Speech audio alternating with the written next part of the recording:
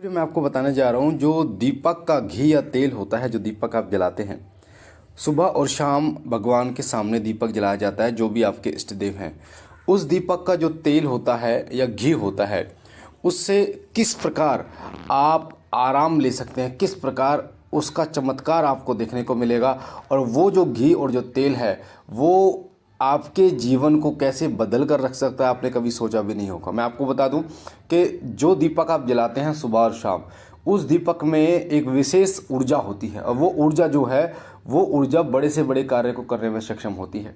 जैसे कोई शारीरिक रोग है आपके घर में, उस शारीरिक रोग को ख़त्म करने का कार्य जो है वो तेल या घी करता है। जैसे आपने देखा होगा, कई बार क्या होता है, आपको कहीं पे दर्द रहता है, आपके कंधे दर्द करते हैं, या कई बार ऐसा होता है कि कोई प्रेत आपके शरीर में बैठा होता है। वो कंधे पर बैठता है, सिर में बैठता है, गर्दन पर बैठता है, छाती पर बैठता है, कमर में बैठता है, घुटनों में बैठता है।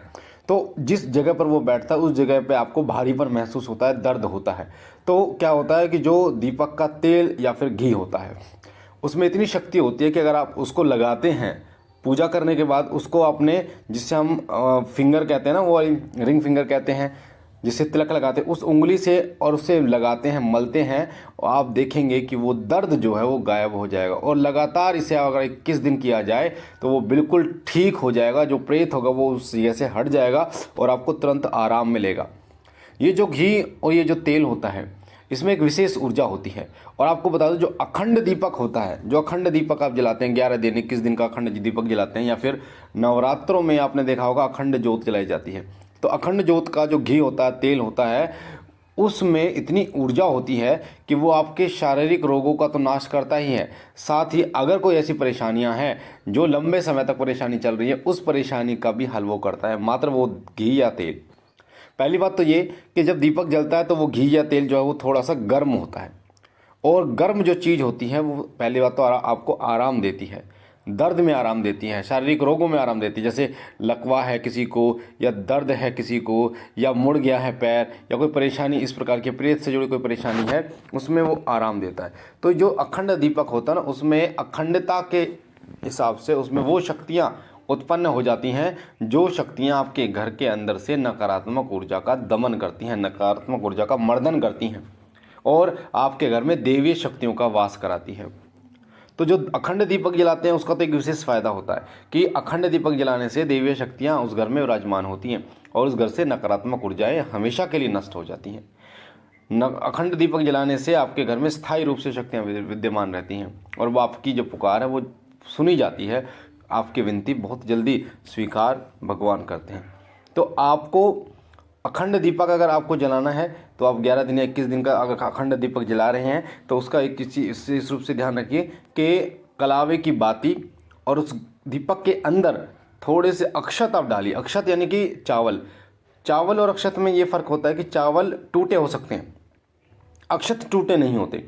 अक्षत का मतलब ये होता है जो चावल टूटे ना हो, उन चावलों को अक्षत कहा जाता है। तो अक्षत जब आप उस दीपक में डालते हैं अखंड ज्योत में, और कलावे की बाती जलाते हैं, तो वो विशेष फल देता है, वो 1.5 गुना फल, यानी कि जो नॉर्मल बाती और नॉर्मल घी डालने से आपको जो फल मिलना था, उससे 1.5 गुना फल आपको मात्र अक्षत डालने से और कलावे की बाती जलाने से आपको 1.5 गुना फल की प्राप्ति होती है। और वो जो घी होता है, उस घी को, अखंड ज्योत के घी को आप एक जगह रख भी सकते हैं। जैसे आपने अखंड ज्योत करी, नवरात्रों की करी, या अपने इष्ट देव की करी 11 दिन 21 दिन की, और आज मान लीजिए 21वां दिन है आपका, तो आज आप फिर उसमें घी डालेंगे या तेल डालेंगे ताकि वो जल्दी रहे, और उसमें से फिर थोड़ा सा घी या तेल जो है वो चम्मच से आप निकाल लें, और उसमें थोड़ा सा और घी मिला लें और तेल मिला लें। तो वो क्या है, वो कभी ख़त्म नहीं होगा, उसकी ऊर्जा जो है वो सब में बनी रहेगी। जिस प्रकार हम एक थोड़े से जल लेकर अपने घर से उसमें गंगा जल की कुछ बूंदें डाल के छींटे लगाते हैं, और पूरा घर पवित्र हो जाता है, क्योंकि गंगा जल जो है वो पूरे जल में मिक्स हो जाता है। और उसी तरीके से आप उस तेल या घी का इस्तेमाल कर सकते हैं। वो तेल या घी एक अमृत का कार्य करता है। हर प्रकार से कोई भी रोग हो, ऐसे माता बहनों को घुटने में परेशानी हो जाती है, कमर में बैठने में परेशानी होती है, तो उसको थोड़ा सा गर्म करके उसकी मालिश करें।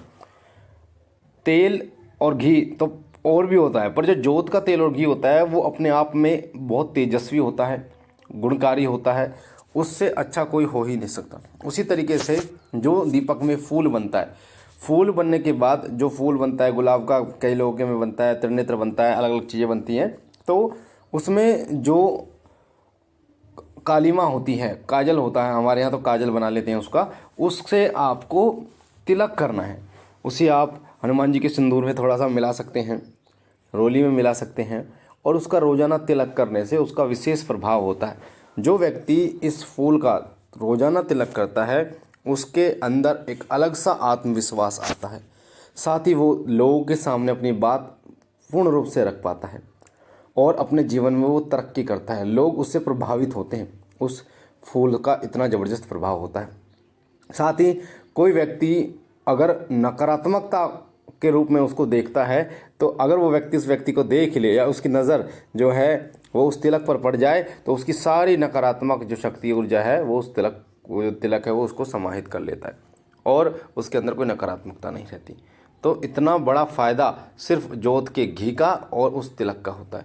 आपको नहीं पता तो अभी जानिए, और ये बहुत ज़बरदस्त शक्ति होती है इसमें, घी में, तेल में, और उसमें जो फूल होता है उसमें बहुत ज़बरदस्त शक्ति होती है इष्ट देव की। जैसे आप पूजा पाठ करते हैं, कोई मंत्र सिद्ध करते हैं, तो आपका आसन सिद्ध हो जाता है, आपकी माला सिद्ध हो जाती है, आपका जो चोला आपने पहन रखा है वो सिद्ध हो जाता है। उसी तरीके से जब आप जोत जलाते हैं तो ये जो घी है या ये तेल है ये सिद्ध हो जाता है, एक तरीके से ये जागृत हो जाता है, और कोई भी जागृत चीज़ वो अपना कार्य तुरंत करती है। तो इसे आजमा के देखिए, आपको बहुत फ़ायदा होगा, और उसके बाद मुझे आप कमेंट करके बताइएगा कि आपको कैसा महसूस हो रहा है, क्या क्या फ़ायदा आपको होता है। मुझे आशा है जानकारी आपको अच्छी लगी होगी। पहली बार शिव कृपा परिवार पर हैं तो वीडियो के नीचे जो लाल कलर का बटन है सब्सक्राइब का, उसे दबा के चैनल को सब्सक्राइब कीजिए, लाइक कीजिए, शेयर कीजिए और लोगों तक, ताकि और लोग भी इस जानकारी का फ़ायदा उठा पाएँ।